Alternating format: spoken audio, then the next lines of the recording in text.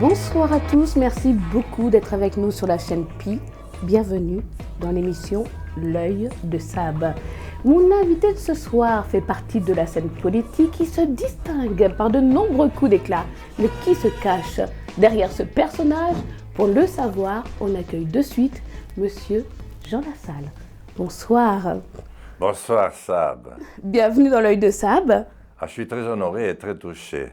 Et en plus, on sent qu'il y a immédiatement une sympathie qui vous envahit. Vous êtes une porteuse de sympathie, d'humanité, de gentillesse dans ce monde de sauvages. Et votre équipe est à votre image. Est-ce que alors, pendant cet entretien, puis-je vous appeler Jean ou bien vous préférez que je vous appelle Jean. Monsieur Jean.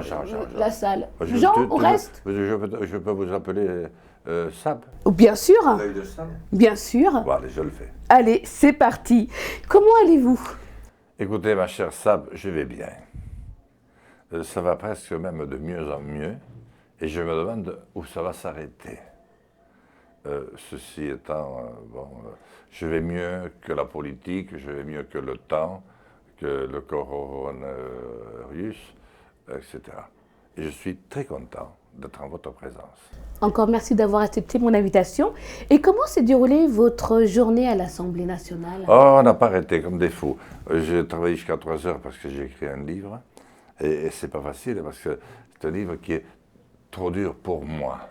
Alors, j'ai réfléchi beaucoup sur la feuille. Après, quand elle est presque finie, je la relis, je la trouve tellement jolie, je me mets à pleurer. Donc, les larmes coulent, elles font décolorer l'encre. Il faut que je recommence, après je n'avance pas très vite. Ensuite, je me suis levé à 5 heures parce que j'avais toute une série de réunions ce matin. Et puis aujourd'hui, c'est la journée du 49.3, c'est-à-dire la loi sur les retraites qui passe un peu en force. Donc, je suis pris jusqu'à je ne sais quelle heure. Alors, si vous voulez, on peut parler de ça tout à l'heure. Mais la question que je me pose de suite, c'est quelle est la chanson qui peut résumer votre vie? Oh mince, j'avais jamais pensé à ça. Qui peut résumer ma vie? Oh là là, il faut quand même une chanson qui... Et je suis obligé d'y répondre de suite, parce que si j'avais réfléchi un peu, j'en aurais trouvé une bien peut-être. C'est comme vous voulez. Oui, je répondais après, parce que là pour l'instant elle ne me vient pas. Du coup, il ne faut pas qu'on oublie alors, hein? Non, on ne va pas oublier, on ne va pas oublier. D'accord. Voilà. Écoutez, pour mieux vous connaître, moi je vous propose que les souvenirs d'enfance s'invitent à l'âge adulte. Alors, tout le monde le sait, vous êtes issu d'une famille de bergers, vous êtes né à la ferme le 3 mai 1955. Et comment on dit? À Lourdios, Icher. Voilà. Bravo. Lourdios, Icher. Donc aujourd'hui, ça s'appelle, c'est la Pyrénées Atlantique? Oui. D'accord. À la frontière espagnole. Mais que s'est-il passé? C'est incroyable parce que votre maman a mis 8 jours à vous mettre au monde. Oui, parce qu'elle était jeune, hein, elle avait même pas 17 ans de plus que moi, elle était pressée de me faire, papa aussi. Et j'étais un peu gros, quoi. Je pesais... 4,900, je pense, voilà, kilos. C'est ça, oui. Et alors, grand aussi et tout ça. Et alors, le toubib, il n'y arrivait pas. Il était monté à dos de mulet parce qu'il n'y avait pas la route chez nous. Donc, alors, du coup, après, il restait tout le temps parce qu'il fallait être prudent. Il faut dire aussi que papa et maman m'avaient élaboré en altitude, à 4700 mètres d'altitude, mais parce que papa était berger, de maman l'accompagnait, et au bord du lac, le soir de leur mariage. Et alors, c'était leur voyage de noces. Oui. Et après, ils avaient tellement envie de me faire, peut-être pressés de me faire, ils n'ont même pas eu le temps de rentrer dans la cabane. Ils m'ont fait au bord du lac, en pleine terre d'Aragon. Tiens, là, il y a de jolies chansons, des rotas, tu vois. Et au milieu de cigales, des grillons qui faisaient qui mieux dans les buissons. Et papa m'a dit après, mais écoute, j'avais mis 3 heures à te faire. Il avait quand même consacré du temps. Ah oui. Voilà, donc après, voilà, je l'ai marié comme berger.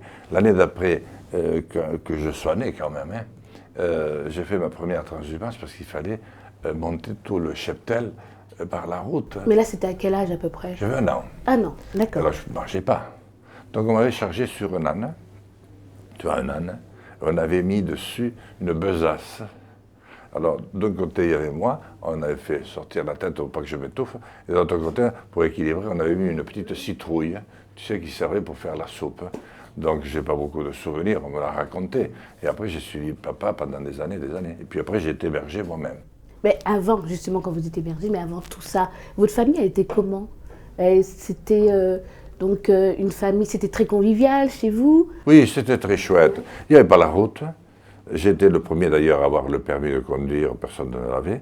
Et je l'ai eu quand j'ai été élu maire, parce que j'ai été élu maire le plus jeune de France. Oui, non, mais c'est pour vous expliquer. Vous passé des étapes? Non, mais je reviens. Non, mais je reviens à ma jeunesse.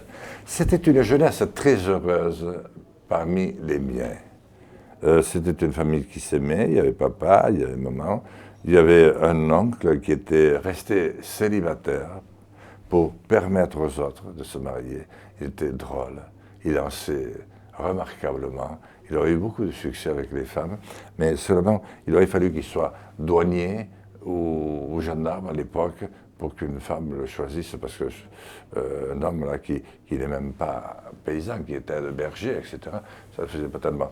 Et puis, j'ai connu ma grand-mère jusqu'à l'âge de 9 ans. Elle était svelte, grande, etc.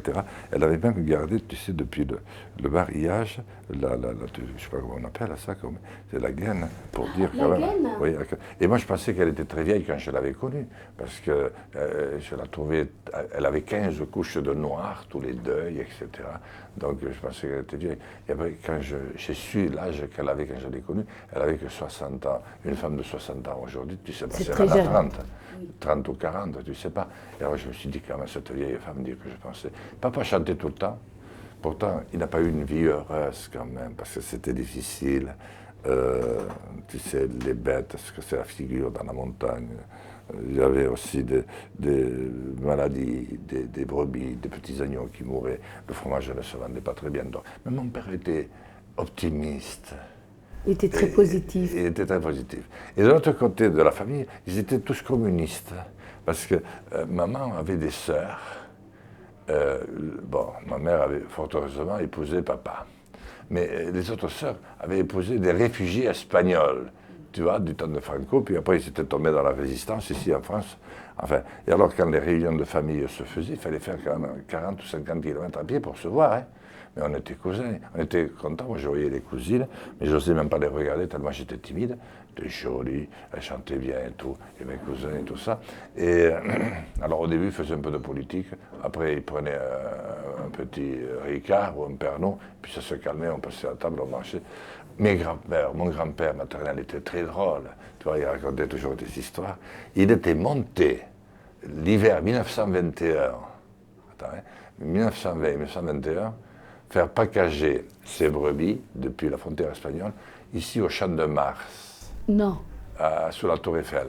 Parce que quand il revenait une fois de permission, il avait fait la guerre de 14-18, mes deux grands-pères, mais je n'ai pas connu mon grand-père paternel, il est mort 2 mois avant que je naisse. C'est pour ça qu'on m'appelait Jean Lassalle, parce qu'il s'appelait Jean Lassalle aussi, Jean. Et alors, donc, lui, il venait du front, et on les arrêtait tous à la gare Montparnasse pour qu'ils prennent les trains de province. Et là, il a vu à la gare Montparnasse, tu vois, Montparnasse, ça a toujours été beau, il y avait de jolies femmes, tu vois, devant des magasins, sur des bistrots, c'était élégant, etc. Alors lui, il passait, et puis, les gens qui disaient, encore un soldat, encore un troufion, mais vous allez ruiner la France. Alors qu'il venait de quitter l'enfer, l'apocalypse, à 150 km. C'est pas possible. Alors, comme il disait, il y avait un joli monsieur, beau monsieur, avec des gants noirs, une très jolie femme aussi, qui avait des talons très hauts, etc. Il a dit, oh, et toi, espèce de... comment on dit ça, de soldat, mais enfin... mais vous avez fini de rigoler et de vous amuser. Et alors, il est rentré à Montparnasse, il a pleuré toutes les larmes de son corps pendant 2 heures en attendant le train. Et alors après, quand la guerre était finie, il voulait voir si tous les Parisiens étaient comme ça. Donc il a mené ses brebis, mais par le train quand même. Donc il s'arrêtait partout où il avait des copains qui avaient échappé, ou les veuves, etc. Et puis il arrivait le train, et il restait l'hiver à Paris, il vendait le lait sur place, et puis après, il repartait dans la montagne chez nous. Incroyable. Ah oui, oui. Et il y a quelque chose, il y a une petite phrase qui m'a perturbée quand vous dites, oui, vous étiez un enfant timide. C'est vrai que ça a été un peu compliqué dans votre enfance, surtout pendant votre scolarité. Oui, ça a été compliqué parce que d'abord, quand je suis rentré à l'école, je ne parlais pas un seul mot de français. Parce que papa m'avait appris le béarnais, c'est la langue locale là.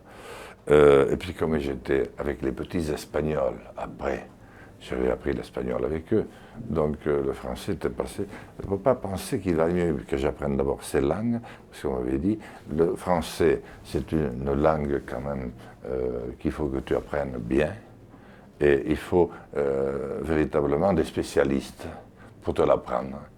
Donc j'avais été, je ne connaissais pas un mot de français. Et là, les copains les plus grands, ils ont mis la cible. Oui, j'étais un peu la cible, puis je n'étais pas très dégourdi, parce que j'étais né dans la banlieue, dans la 3e banlieue de ma grande ville, de Lourdes-Gichères. Et alors quand j'allais faire les courses, je ne savais pas attraper le ballon bleu, comme jeter au visage, mais pas pour que je l'attrape, mais pour qu'il me tombe sur le nez. C'est pour ça que j'ai un nez quand même assez nourri. Il a été pété plusieurs fois. Enfin, cassé, quoi. Mais, enfin, mais après, bon, ce passé, tout ça, c'est devenu quand même, j'ai mis quand même jusqu'à l'âge de 16 ans. Mais c'est ça, parce que vous étiez quand même, bon, ok, vous étiez la cible des enfants, mais en même temps, vous étiez la cible aussi des professeurs. Ils vous mettaient des zéros. Quelques-uns, parce que c'était une époque où il fallait affirmer son autorité. Ils n'étaient pas méchants non plus, mais il faut toujours un souffre-douleur, vous savez. Et moi, j'étais le souffre-douleur idéal, mais ça me faisait beaucoup, beaucoup souffrir. Je ne le disais pas, un homme pêche, bon, qu'est-ce que vous voulez dire? Mais mon père s'en était rendu compte. Et ma grand-mère aussi, vous savez, une fois, c'est la grand-mère dont je parlais là, elle m'avait dit, oh, je suis venu te voir, il y avait une forêt à côté. Elle m'a dit, je t'ai vu partir, tu étais triste, mais que c'est dommage de voir un garçon comme toi, grand, tu as 13 ou 14 ans, et tu étais triste. Et pourquoi? Je dis, non, pour rien, mais non, je rien. Elle me dit, écoute, tu vas prendre le chef de ceux qui t'embêtent et tu lui dis que le jour où mes larmes tariront enfin, les tiennes commenceront à couler et ce seront des larmes de sang. Et il va faire attention. Bon, moi, je lui ai dit ça, quand même, il a été un peu marqué. Mais après, c'est quand j'ai changé de ville et de lycée, voilà. Mais justement, avant de parler du lycée, est-ce que l'école, à cette époque, était synonyme d'angoisse? Ah, une angoisse, je ne pouvais pas dormir. J'avais des douleurs au ventre, abdominales, etc. Non, c'était, oui, et pourtant, j'apprenais bien. Vous voyez, je suis rentré à l'école. Je ne parlais pas un seul mot, mais c'était l'époque où on faisait des calculs. Il y avait un train qui partait de Paris, qui devait arriver à Marseille. Il roulait à telle heure. Il fallait savoir à quelle heure il devait partir pour arriver à telle heure. Mais moi, je trouvais la réponse tout de suite. Et j'avais le malheur, trop spontané, de le dire. Après, dans la cour de récréation, ça a chauffé parce qu'il y avait des gaillards qui avaient 12 ou 13 ans ou 14. Voilà. Enfin bon, ça fait après, plus tard, on oublie. Mais ça m'a formé quand même. Ça vous a formé, mais avant, j'aimerais bien savoir quel est le premier souvenir que vous avez de votre enfance. Ah, c'est un souvenir, c'est ça. C'est une suite de souvenirs heureux. Parce que à la maison, nous parlions beaucoup. Nous écoutions la radio un peu le soir. Et quand papa était là, parce qu'il était très souvent dans la montagne, à midi, on écoutait Paris Inter sur un poste qui était grand comme ça, mais il n'y avait que des ondes. C'était terrifiant. Et le soir, on écoutait Radio Andorre. Et d'ailleurs, j'étais en autostop à Radio Andorre, à l'âge de 13 ans, pour voir où c'était, en Andorre. Parce que là, il y avait de l'accordéon. Et les Espagnols, ils aiment ça. Et moi, j'adorais tout ça. Alors, qu'est-ce que j'ai comme beau souvenir? Votre premier souvenir qui peut venir en tête? Écoutez, je crois que c'est la première fois où j'ai réussi à faire sortir un peu de lait de la mamelle d'une brebis. Elle était sage, elle ne s'échappait pas alors que tous les autres s'échappaient. Celle-là est restée, et moi, à force de lui manipuler le pis, il est tombé un peu délié. Papa m'a félicité, alors là j'étais fier, tu comprends? Tu vois, c'est pas grand-chose, mais c'est beaucoup. Après, j'ai appris à faire des crêpes. Et alors là, j'étais jeune aussi. Je savais les faire sauter, paf, dans la poêle. C'est par votre maman? Hein? Vous avez appris à faire oui, des crêpes maman, oui, oui, oui. Mes tantes aussi m'apprenaient, tout le monde m'apprenait. Après, je faisais très bien l'omelette aussi, tu vois. Après, je faisais le beurre, tu vois, il fallait avec une machine, tu tapais dessus, voilà. Et puis, on m'a appris à chanter. Mais j'étais complexé, non, papa, parce que papa chantait. Alors, vous parlez de chansons, on vous a appris à chanter, on sait tous que vous avez une belle voix. Est-ce que vous avez trouvé une chanson qui peut résumer votre vie? Non, je ne l'ai pas encore trouvé, je vais réfléchir Non? encore. Parce que j'ai un esprit qui est lent. C'est un moteur diesel, mon esprit, il est lent. Des fois, il est rapide aussi. Et là, cette chanson, ça va venir. D'accord. Que pensez-vous de cette phrase? Les souvenirs ne sont pas pour autant un simple retour du passé, mais ils constituent notre identité. Vous répondrez quoi? C'est absolument vrai. Et c'est la réalité. Sans les souvenirs, nous ne sommes rien. Et les souvenirs, au fond, c'est ce qui nous appartient le plus. Ils sont à nous. Ils font partie de notre cœur. Ils font partie de notre intimité.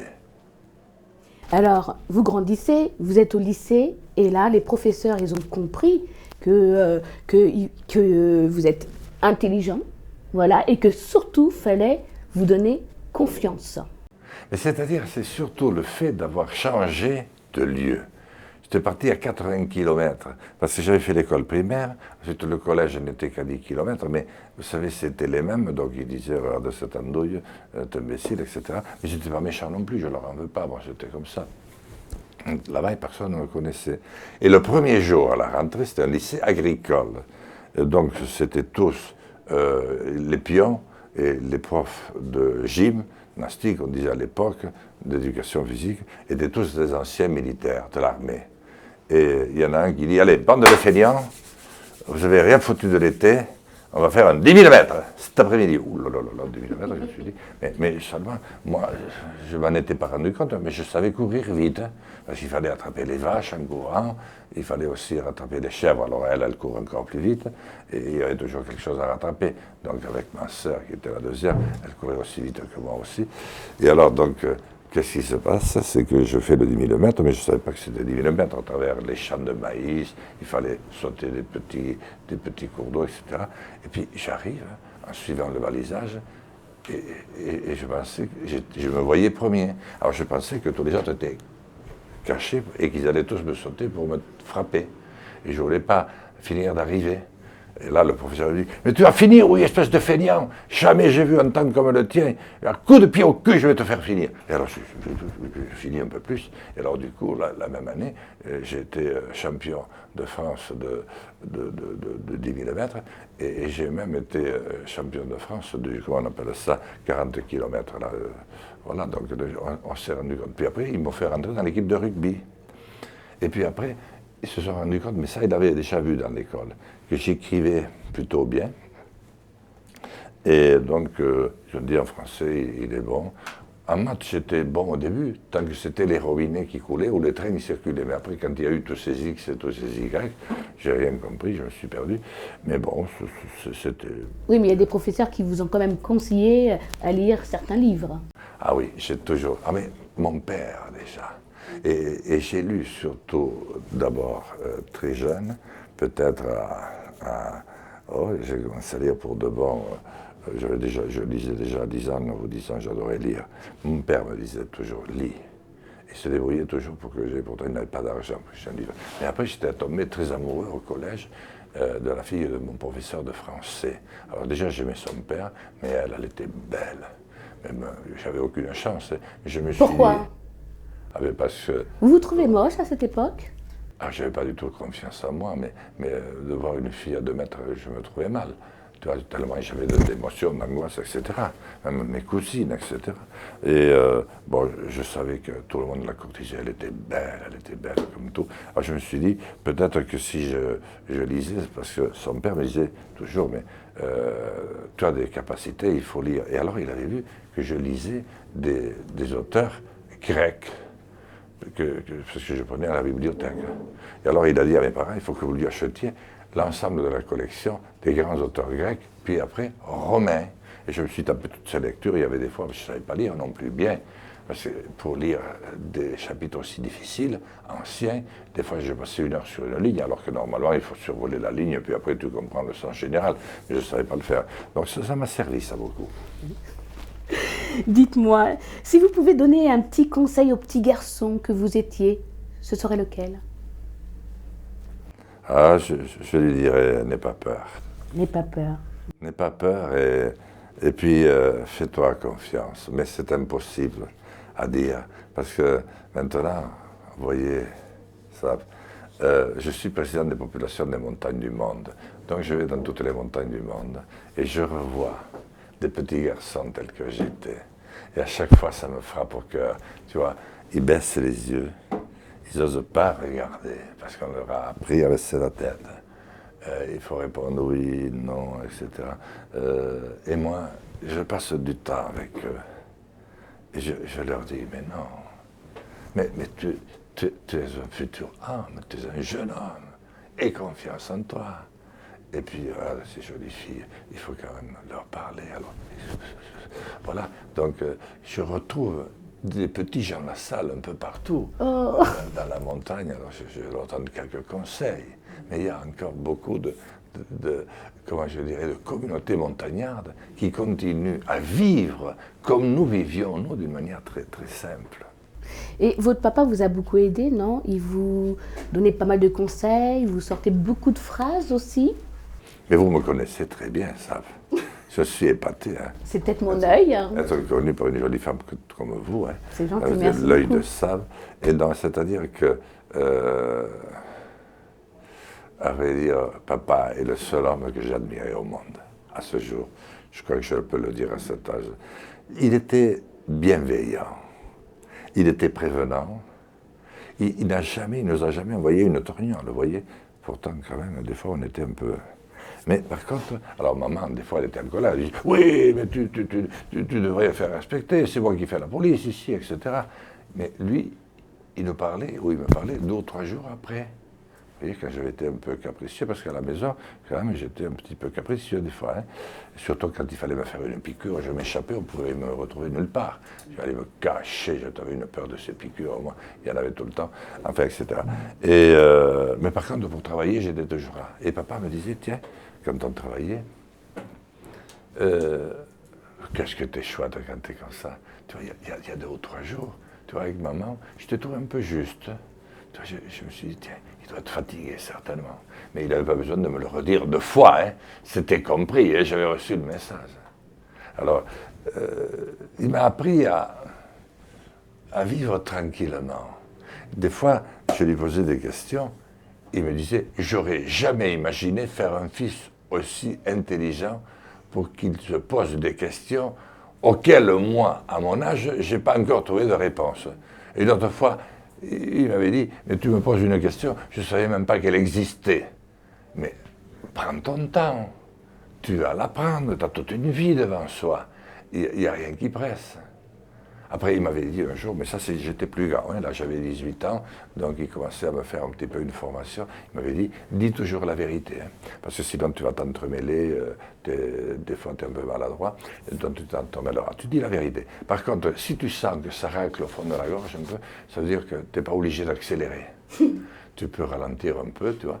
Et si à la fin de ton exposé, ton interlocutrice ou ton interlocuteur te demande, mais tu es sûr que tu m'as tout raconté? Il faut lui répondre, oh, si j'ai oublié quelque chose, c'est que vraiment ça n'avait pas beaucoup d'importance. Hein.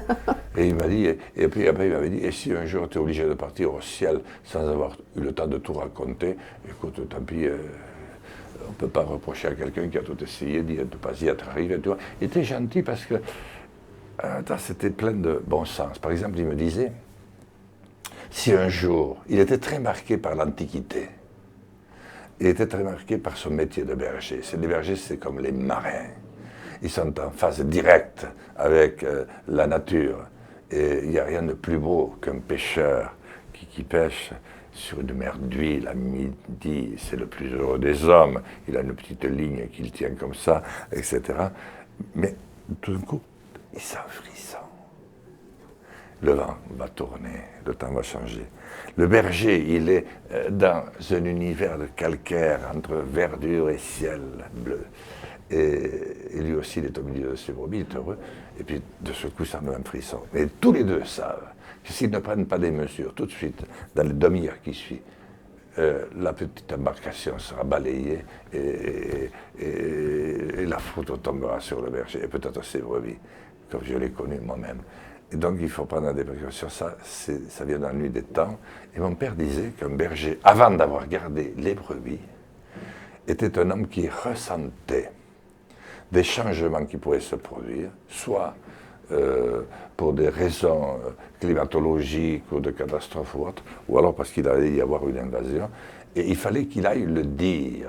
Et le berger, c'était celui qui avertissait ses amis et qui leur disait, attention, on en aurait bien besoin aujourd'hui des bergers. Voilà. Et alors après, il a gardé des bêtes. Les uns, c'était des brebis, chez nous, ailleurs, c'était autre chose.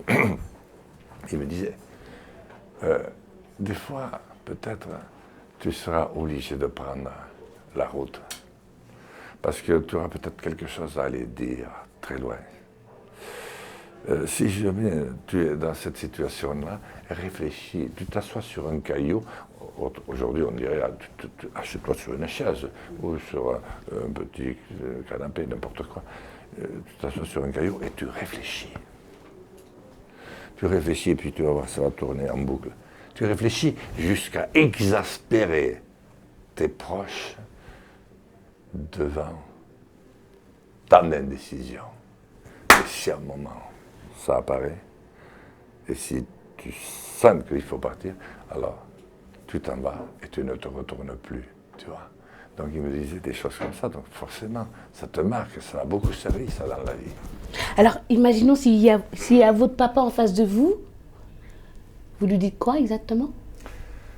Je dirais, merci papa, je suis très fier de toi, tes enfants, mes deux sœurs et mon frère. Tu as rendu maman heureuse, tu étais un bonheur de vie. Et tu n'avais rien et tu nous as tout donné. C'est joli, c'est beau. Dites-moi, au début de notre entretien, je vous ai demandé est-ce que vous pouvez justement nous donner un titre d'une chanson qui pouvait résumer votre vie. Est-ce que vous avez réfléchi? Oui, j'ai réfléchi un peu là, mais je vais essayer. Alors, c'est une chanson des Pyrénées et elle dit un peu tout ça. Et seulement, j'ai attrapé un petit peu de fraudure, mais enfin, j'espère que ça va le faire. Et c'est aussi une chanson qui est, c'est une chanson d'attachement, parce que les Pyrénéens sont, comme tous les hommes qui sont fiers d'être de quelque part, charnellement attachés à leur territoire. Donc ils le disent. C'est aussi une chanson d'amour. C'est aussi une chanson de contemplation. Montagne Pyrénées, elle est connue, surtout le final. Des fois, on l'entend même à Paris. Alors, il faut que je chante. Ah, s'il vous plaît. Écoute, je te la dédie, ainsi que ta merveilleuse équipe. Merci. De SAD. Merci beaucoup. Putain. Montagne Pyrénées, vous êtes mes amours, oui mes amours, cabane fortunée, vous me plairez toujours, oh oui, toujours. Rien n'est si beau que ma patrie, rien n'est si beau que mon ami. Oh montagnard, chantez en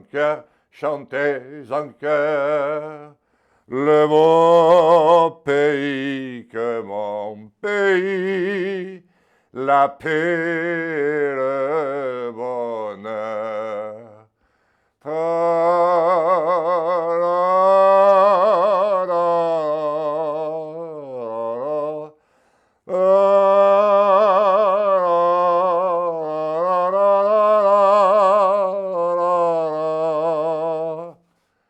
altera, altera, altera.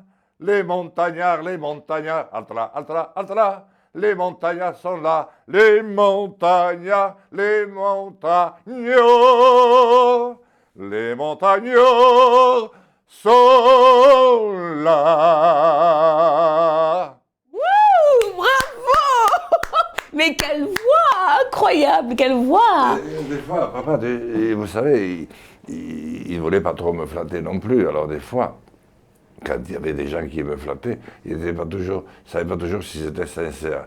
Et un jour, il y avait un voisin qui lui disait, dis donc, mais il paraît que ton fils, il chante très bien. Alors il avait répondu, oh, il chante comme un cheval, mais il court moins vite. Mais vous avez voulu justement à un moment donné dans votre vie d'être chanteur, de devenir chanteur? Ah, nous avons chanté avec mon frère. J'ai chanté avec un ami aussi. À l'époque, c'était, vous savez, les chants régionaux qui étaient très à la mode. À Toulouse, à Montpellier. Et nous nous sommes produits devant plusieurs milliers de personnes. J'ai même présenté le festival de la chanson béarnaise à Syros devant 15 000 personnes pendant plus de 10 ans. Et nous avions un certain succès avec mon frère. Nous arrivions à chanter presque à la perfection. Parce que quand on se connaît sur un duo, c'est plus facile. Et puis, des fois, quand on trouvait quelqu'un qui faisait un petit peu de guitare ou de mandoline, les Espagnols ont souvent ça. C'était beau, oui. On nous a bien des fois invités à manger pour nous faire chanter. Et quand vous étiez enfant, est-ce que, à un moment donné, vous rêvez un peu des héros comme De Gaulle ou Mandela? Ça vous parle, ça, ou Oui, pas oui, du tout? oui. Homme de cœur, est-ce qu'on peut dire aussi en même temps que vous êtes un homme de cœur? Oh, ça, je laisse le soin aux autres de l'apprécier. Vous savez, il y a des gens qui m'aiment bien, il y en a qui me détestent très cordialement aussi. Hein. Mais qui peut vous détester? Ah, j'en connais pas mal. Mais Qui, enfin, par exemple? mais je n'ai pas de point précis, mais bon, je suis un peu différent des autres. Et lorsque je me suis présenté au présidentiel, j'ai été victime d'un véritable assassinat politique. Parce qu'ils avaient senti, comme Macron d'ailleurs l'avait senti, et beaucoup d'autres, mais surtout la puissance financière qui s'est emparée du monde entier, pas que de la France, hein, avait senti que je pouvais être un danger. Donc, Mais justement, par rapport à ça, j'ai cru comprendre que Macron, vous avez même, Monsieur le Président Macron évidemment, vous a envoyé même un petit message, un petit texto, plusieurs. Plusieurs, et nous nous sommes rencontrés, nous avons parlé. Je dis oui, je comprends, mais nous n'avons pas les mêmes chemins de vie, et à vrai dire, peut-être tout à fait les mêmes objectifs. Je te souhaite bonne chance, mais moi je ne peux pas venir avec toi. Parce que je crois qu'il faut changer profondément. Toi, tu vas essayer de changer, mais tu es déjà un peu pris, tu as un fil à la patte, ils te tiennent. Moi, j'ai réussi à rester libre comme le loup du renard de La Fontaine. Tu sais qu'il allait voir le chien qui était peinard dans sa niche. Il neigeait, il était gras, velu, etc. Magnifique. Et puis un jour, alors il racontait au loup, tu vois, je suis content, moi ici, je suis bien soigné, le patron il m'aime beaucoup. Et puis un jour, alors que toi tu cours la misère dans la neige et tout ça, et le verglas, et alors le loup un jour dit, mais qu'est-ce que tu as autour du cou? Et il avait une plaie. Et cette plaie était due à la chaîne. Il dit, mais tu as ta chaîne, chaîne? Ah oui, parce que le patron, il veut pas que je m'en aille.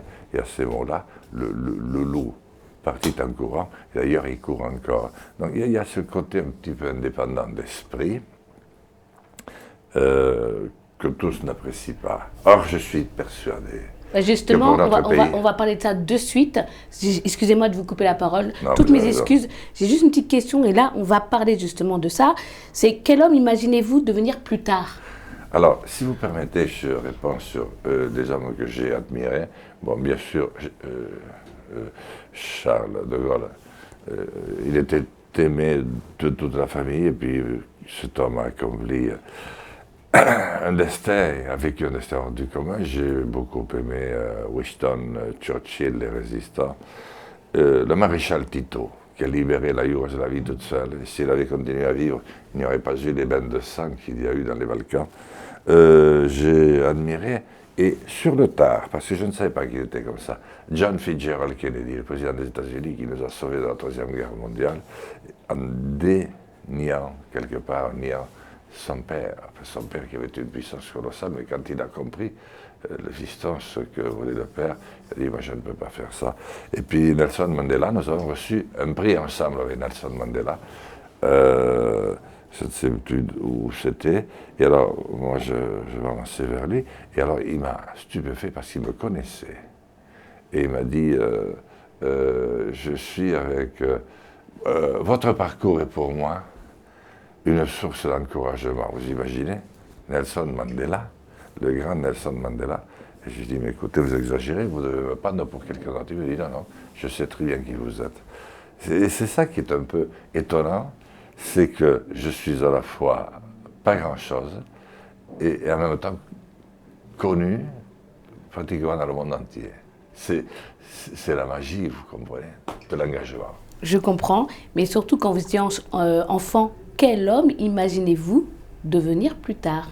Ah ben écoutez, j'ai rêvé très jeune, hein, et pourtant il y avait peu de chances que ça se produise, d'être maire de ma commune. Et j'avais 6 ans, 6-7 ans. Parce que je trouvais que celui qui le faisait bien. Il était disponible pour les gens. Il était apaisant. Vous savez, les gens se battent souvent, ils se font... Et moi, ça me plaisait. Puis un jour, j'avais l'âge de 10 ans, j'étais enfant de chœur, on a inauguré l'église. Le député est venu, c'était un député très brillant. Il nous a raconté qu'à la veille, il était à Jérusalem, qu'il avait pris l'avion, qu'il était arrivé dans notre petit village, etc. Et j'ai eu envie d'être député aussi ce jour-là. Et pour ne rien vous cacher, je me disais peut-être qu'un jour, si c'était nécessaire, j'aurais aimé être président. Vous voyez, donc, mais de ça avant 10 ans, vous voyez. Donc ça a été ça le déclic alors? Ça a été le déclic. Et ça a été les raisons pour lesquelles j'ai passé... maman m'avait mis un petit bureau en haut du palier où je travaillais, mais je travaillais jusqu'à 3 ou 4 heures du matin pour lire ou pour faire des... J'étais bon en dissertation, j'avais toujours de grandes notes, j'ai d'ailleurs gagné des prix nationaux avec ça.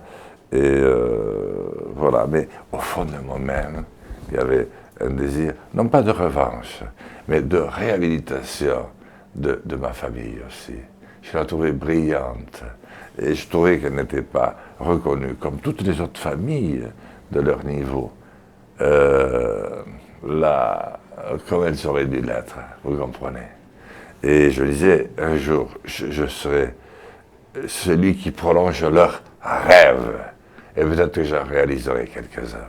Justement, quand vous avez réalisé votre rêve à 21 ans, quand vous êtes élu maire de votre village natal, mais quelle a été la réaction de vos parents?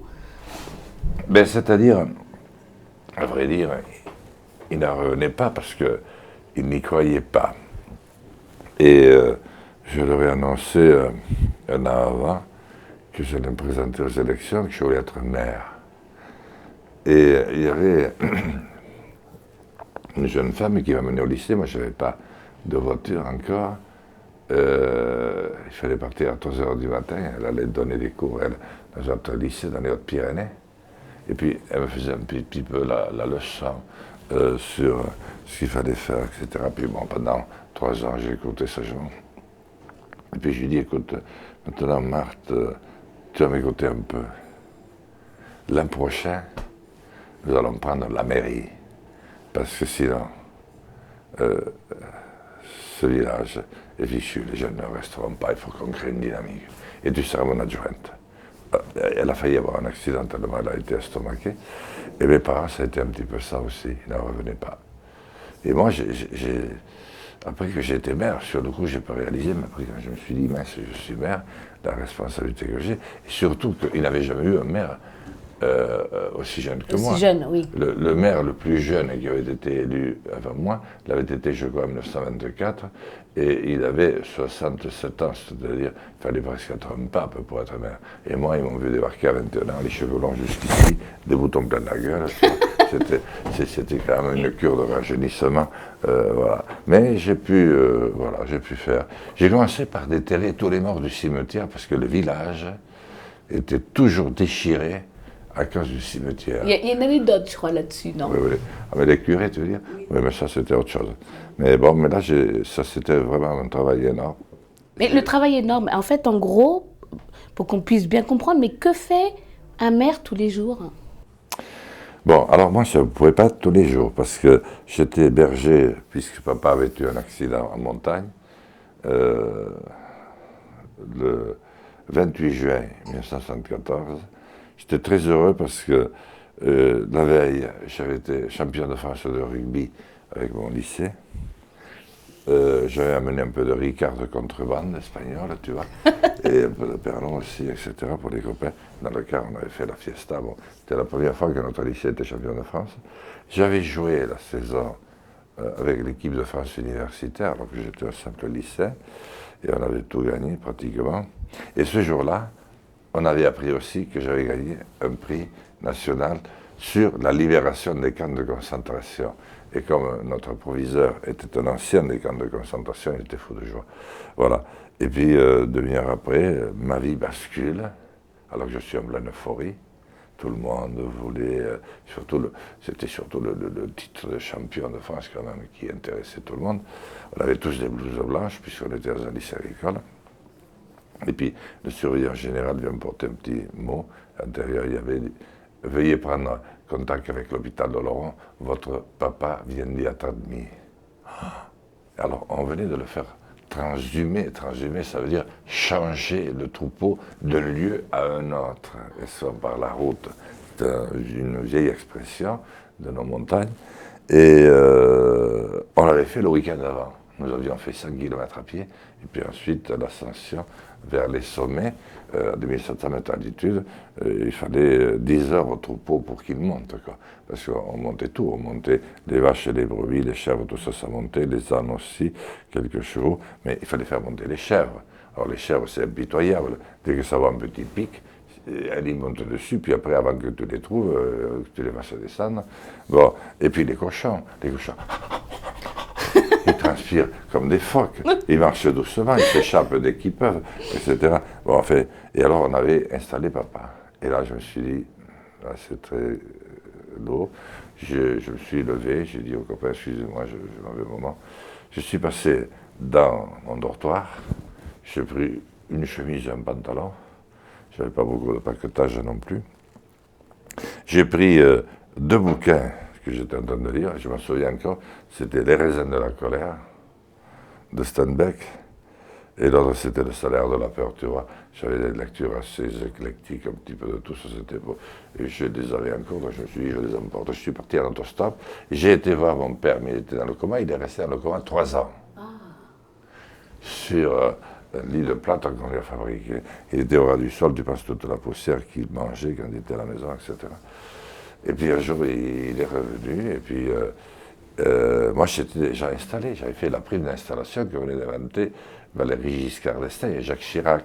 Donc j'étais pris pour la vie, en quelque sorte. Je pensais que c'était fait, parce que mon frère était plus jeune que moi. Et papa, le soir où il est revenu, où il a pu s'asseoir de nouveau à sa table, il avait la nuque très raide, parce qu'il avait eu 63 fractures, dont 13 de la colonne vertébrale, on n'en ressort pas. Il était là, il a dit, j'ai beaucoup de chance parce que j'ai 2 fils terriens, tous les 2.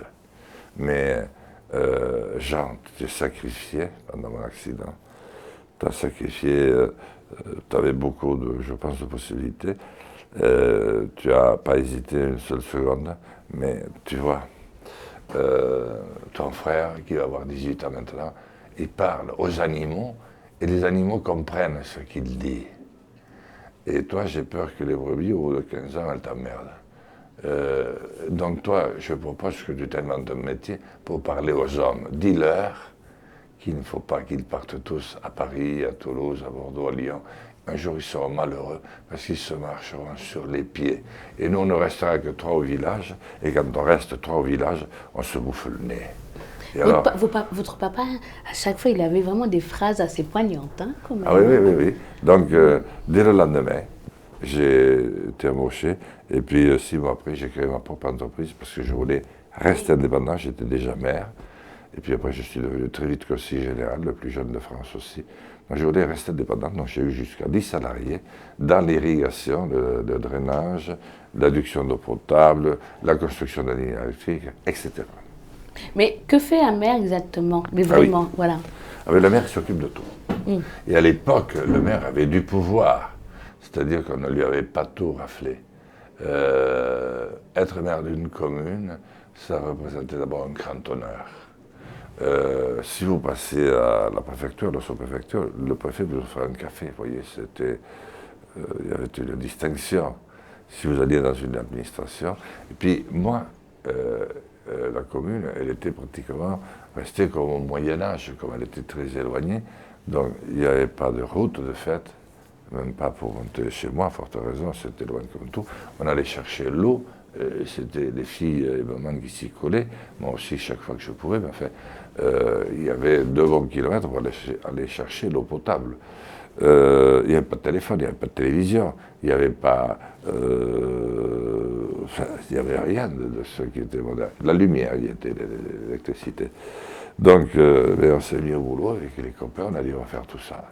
Mais alors, comment ça fonctionne un salaire d'un maire, par exemple?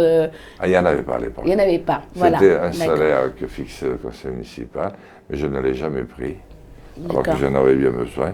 Je pense qu'on donnait 100... Attends, au départ, moi j'ai connu 200 francs par an. Et l'adjoint, 100 francs.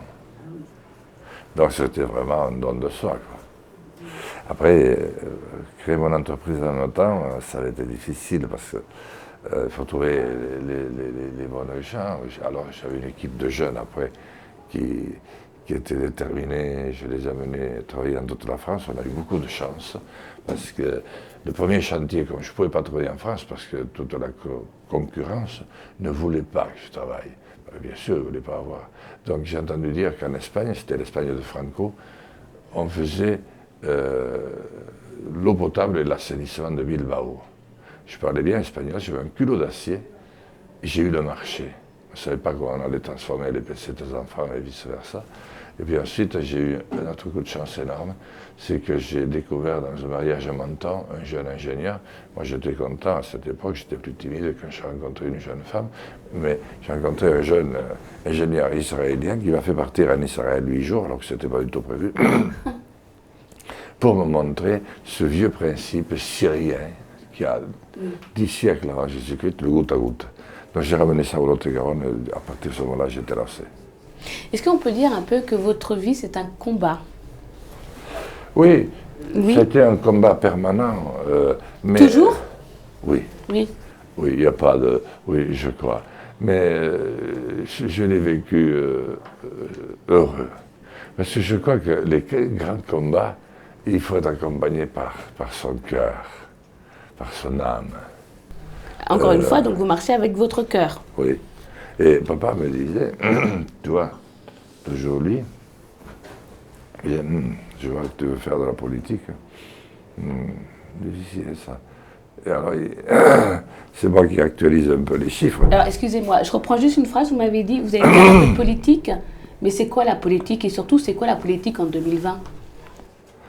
En 2020, c'est plus du tout pareil. En 2020, c'est un théâtre d'ombre. Nous faisons semblant, malheureusement. Pourquoi? Parce que nous avons été dominés et vaincus. Mais ce n'est pas une armée qui était aux frontières. Ce n'était pas des hommes menaçants en armes. Ce n'était pas d'immenses banderoles. Ce n'était pas des micro-nasillards. Non, c'est une finance impitoyable qui s'est infiltrée, qui a pris tout en main, sous l'égide d'ailleurs des États-Unis et des fonds de pension américains, et qui d'un coup, enfin, en 30 ans, s'est emparée de l'ensemble de l'économie. Donc il n'y a pas une seule entreprise qui puisse leur échapper, c'est eux qui font appuyer le bouton. Et du coup, notre pays s'est terriblement endetté. Aujourd'hui, nous ne pouvons pas. Il n'y a pas une thune dans l'espace public. Il n'y a pas non plus un espace de souveraineté. Et alors, bon, on a eu l'idée géniale de faire l'Europe, mais c'est loin de l'Europe. Il n'y a pas de citoyenneté. Puis c'est des pays très anciens, On a voulu faire les États-Unis d'Amérique en Europe. Mais ça n'a rien à voir. Les Américains, ils ont 500 ans, encore c'est nous qui leur avons donné la liberté d'exister face aux Anglais. Ensuite, ils nous ont aidés, c'est vrai, mais les États-Unis existent pendant 200 ans. On ne peut pas comparer un État des États-Unis, par exemple. On ne va quand même pas dire que le Massachusetts est la Grèce antique. On ne va pas dire que l'Ohio est la Rome de Jules César. Est-ce qu'on peut dire que la Californie est la vieille France? Et à qui comparer les sujets de sa gracieuse majesté? Donc, il y a des siècles d'histoire. Nous aurions dû faire un projet qui nous convienne, qui convienne à l'histoire. On a voulu plaquer tout le système américain avec cet afflux de pognon, et ça nous a tout flingué. Hein. Est-ce qu'à ce jour, on peut parler toujours de droite et de gauche? Non, c'est un leurre. Le dernier match, vraiment gauche-droite qu'il y a eu, c'était, certains d'entre vos amis étaient très jeunes, je pense, c'était Valéry Giscard d'Estaing contre François Mitterrand en 1981. Jusque-là, il y avait une gauche. La gauche, c'était un peu sexy, c'était un petit peu, comment je devrais dire, un peu plus de partage, un peu plus de progressisme, etc. Et la droite, c'était plus de sécurité, plus de libéralisme, etc. Mais oui, là, il y avait de vraies batailles. Et nos concitoyens allaient voter massivement, à 80-90%. Et puis, à mesure que tout ça s'est étiolé, on vote moins. Puis il y a eu l'avènement de la famille Le Pen, parce que tout le monde était tellement écœuré de ce que faisaient les partis traditionnels, qui faisaient tous la même chose, parce qu'ils ont tous fait les mêmes choix malheureux, ceux de ne pas se défendre face à ce nouvel assaillant, qui était la spéculation. Donc, ça n'existe plus du tout, la politique en 2020. Mais moi, je ne suis pas désespéré, parce que l'histoire montre que l'histoire de l'humanité est une longue histoire. Est-ce que de la politique, il y a de l'humanité? Comment? De la politique, il y a de l'humanité? Oui, mais c'est sa raison d'être. Parce qu'à quoi ça sert un homme politique aujourd'hui? Hélas, ça n'a pas grand-chose. Malheureusement, il faut dire la réalité. Mais il faut dire aussi que un haut fonctionnaire ne sert plus à rien. Il s'est mis au service des puissants. Donc il ne représente pas forcément les intérêts de son pays non plus. La presse, hélas, a suivi. Je parle là de la grande presse. Je parle de France Télévisions, de TF1. Je vais me faire encore quelques amis, mais c'est pas grave. Donc il vous reste encore quelques amis dans les médias? Comment? Vous faites pas mal de télé quand même, de oui, radio, non, mais je fais CNN, je ne sais pas comment ça s'appelle, non pas CNN, CNews, etc. Non. Les grands médias m'ont laissé tomber le jour où j'étais candidat. D'ailleurs, vous verrez mon livre, j'explique tout ça. C'est incroyable. Hein. Je suis de très très loin celui qui a eu le moins de temps de parole, le moins d'argent, le moins de... Vous parlez des émissions comme chez Ruquier? On n'est pas couché? Ruquier, j'avais fait 5 fois Ruquier. D'ailleurs, avec son émission, avant j'avais fait 2 fois, on a tout essayé. Et puis après j'avais fait 3 fois, on n'est pas couché.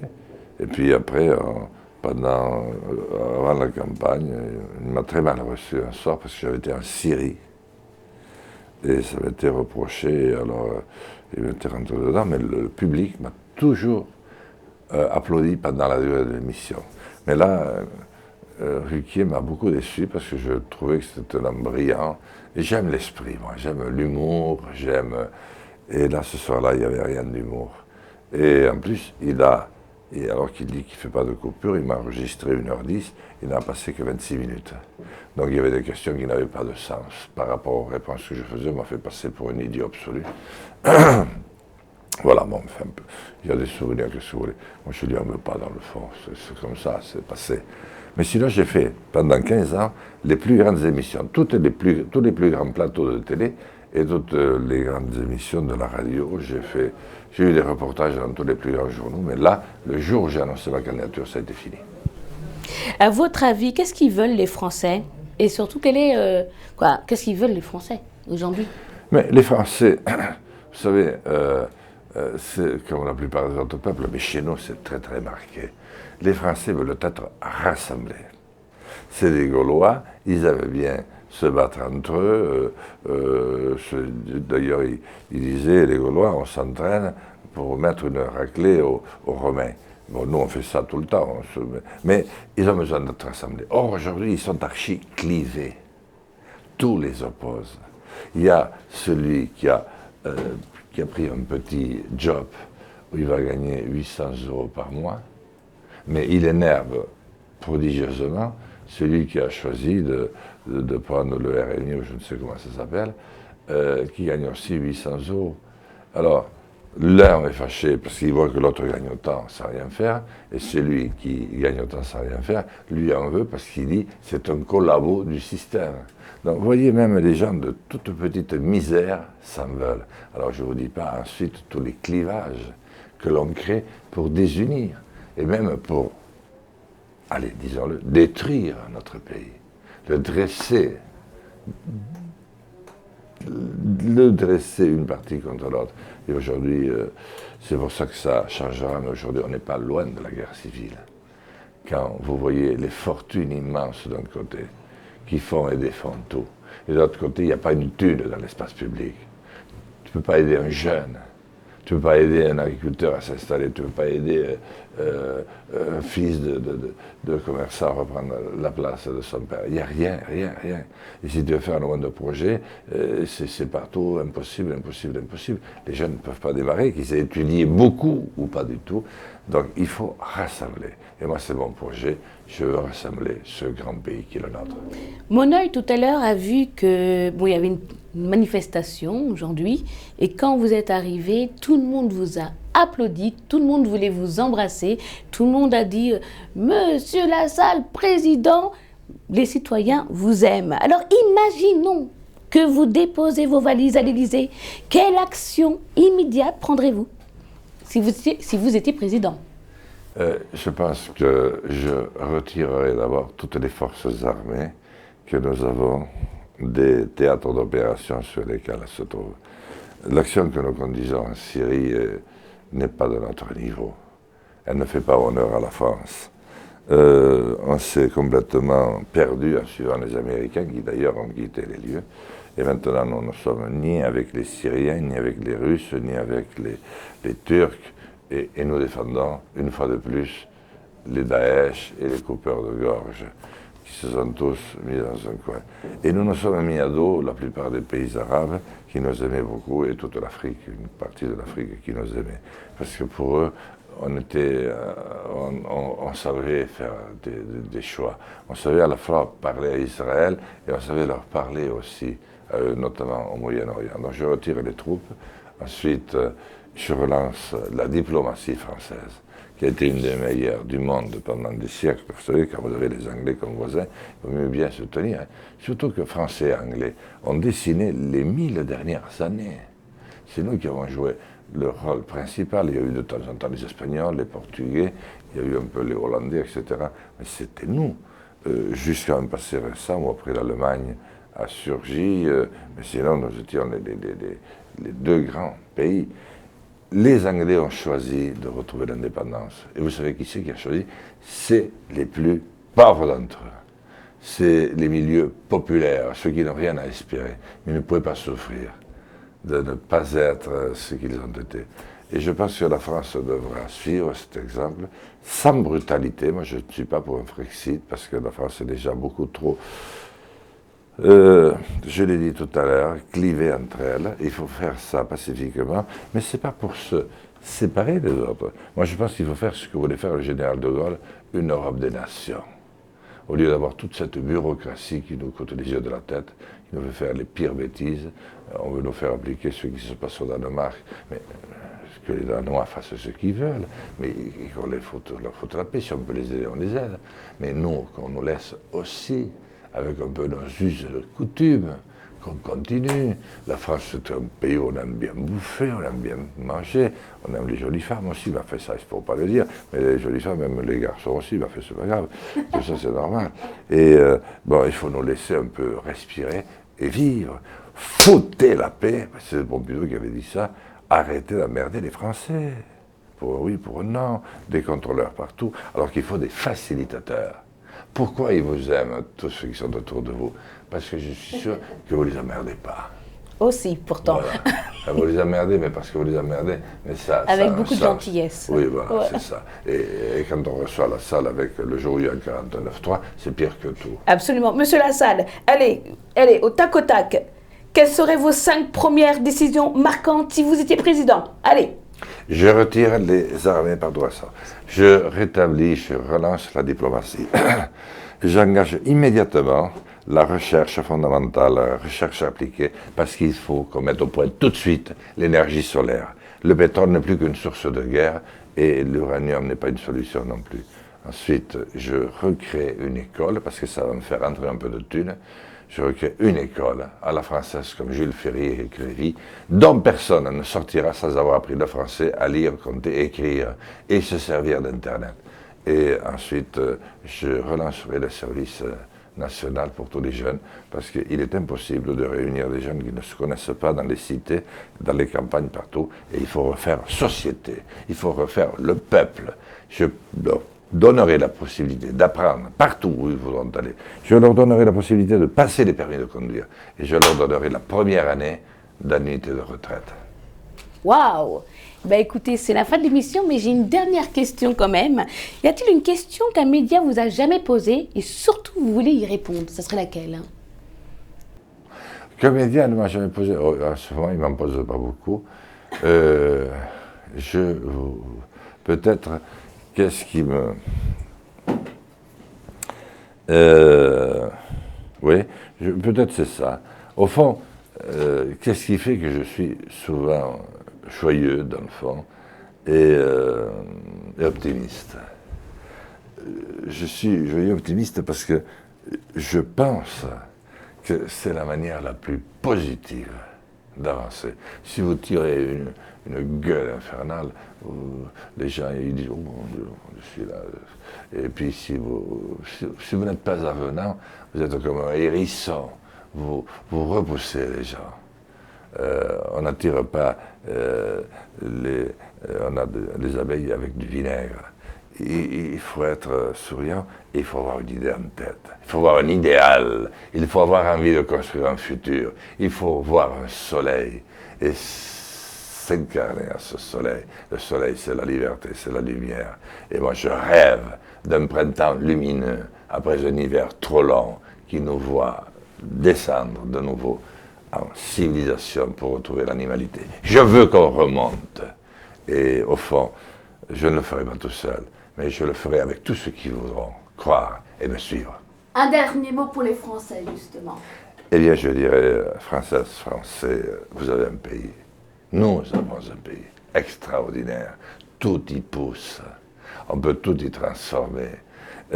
Il a un bassin parisien et un bassin aquitain, un bassin rhodanien, pire où il les fallait. Deux, comme une jolie nana, des montagnes juste là où il les fallait, les Alpes et les Pyrénées. Et il est placé idéalement d'ailleurs. Tous les envahisseurs, les Goths, les Visigoths, les Saligots, les Ostrogoths ne s'y sont pas perdus, ils sont arrivés directement chez nous. Et c'est un climat tempéré. Nous sommes bordés de mers et d'océans. Nous avons tous les atouts, nous avons la deuxième façade maritime du monde. Nous avons tous les atouts pour redevenir un grand pays.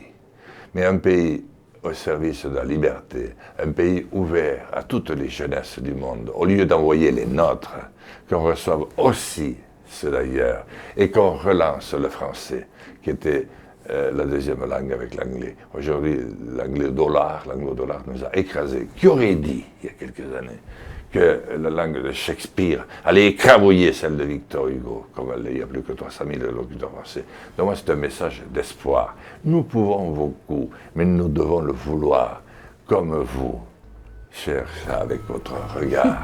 Vous voulez passionnément, parce que vous êtes passionné. Il faut retrouver la passion. La passion, c'est l'amour, c'est la vie, c'est la joie. c'est le bonheur, c'est la réussite. C'est un destin qu'on reprend en laisse, c'est un futur. Merci beaucoup, Monsieur Lassalle, pour ce partage. Je vous fais la bise, je me permets, d'accord? Et on va dire au revoir. Et n'oubliez pas, les amis, peu importe que vous ayez du style ou bien une réputation ou de l'argent, parce que si vous n'avez pas de bon cœur, vous ne valez rien. Bonne soirée à tous.